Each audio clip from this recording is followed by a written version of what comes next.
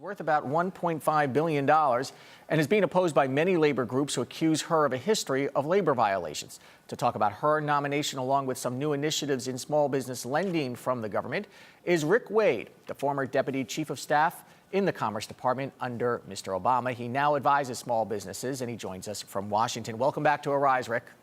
Thanks. Good to be here. Thanks, Andrew. So let's start with this nomination. Is this in step with the president's agenda? It seems that Ms. Pritzker's choice here is a bit outside and a bit of a surprise because, for example, she has the support of the U.S. Chamber of Commerce, certainly no friend to this president.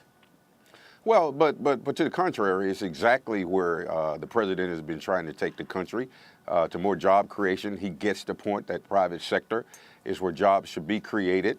And Penny Pritzker represents that. She's a very well-accomplished entrepreneur and businesswoman.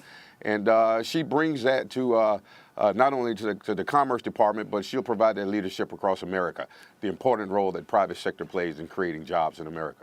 And what do you think some of her challenges that she will face once she gets into office? Well, you know, we're obviously still in economic recovery that we're all dealing with across America. How do we create business enterprises? I believe that she will continue to work across the globe to open up new markets so that small and mid-sized companies in particular can have access to the global marketplace and export their goods consistent with the president's national export initiative. So I think, you know, these are some of the same challenges or opportunities as well that we've been working through over the last several years. I'm excited about Penny Pritzker's role coming from the private sector to be able to carry that agenda forward. And do you think that the labor unions will eventually come around to support her, or is it not that important right now for the president? Well, I'm hopeful that they will. Again, I think as she focuses on creating business enterprise, she certainly believes in fair labor and access and fair labor practices. So I'm hopeful that the appropriate support, not only from the U.S. Senate through her confirmation process, but from the various constituencies, will be there for Penny Pritzker as she looks to assume this new role. Okay, I want to turn now to small business lending and grants for minority companies from the government. Are there any new initiatives that you see coming from the president this year? Well, you know, the reality is, Andrew, there's a lot of great initiatives that the public probably doesn't know about, is not aware of. And that's one of the messages that I've been conveying over the last several months. You know, whether it's in the area of exporting through the Export-Import Bank that provides loans to small and mid-sized companies to sell their products abroad. Certainly through the Small Business Administration, just an array of grants and loans that are available not just for startups, but for companies interested in accessing additional capital to export and do business abroad.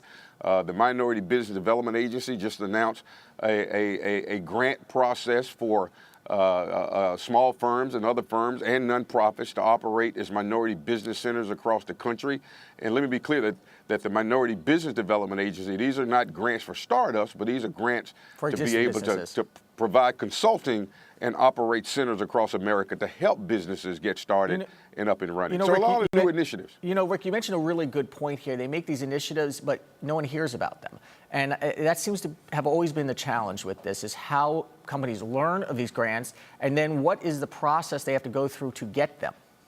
Well, I think it's two-pronged. One, I think the government is doing a better job at outreaching to small businesses across America. I was just in Atlanta participating in an SBA summit on supply chain. And in that conference was very clear and concise information about how do you access these loans, these grants. But on the other hand, you know, the hope and expectation is that small and minority firms will take the initiative and play a leadership role in seeking out this information. So it's sort of a two-pronged approach.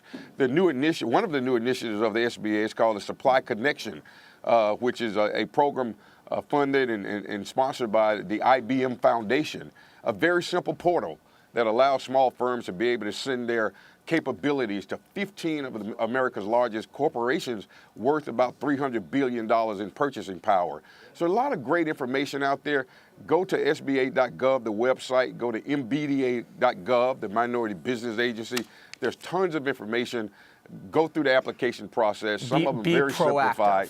And be proactive and go get this capital. And I will say also have all your paperwork together, because you are dealing with the government and they don't cut corners necessarily, right? You have to really be prepared and organized. That's exactly right. But there's been some streamlining of these processes over the last several years, which I think are beneficial for small firms as well. Okay, Rick, thank you so much for coming in. Thank you. Good to see you. Rick Wade, who consults small businesses in working with the government and foreign governments as well. Thank you again, and we will see you again soon. Thanks.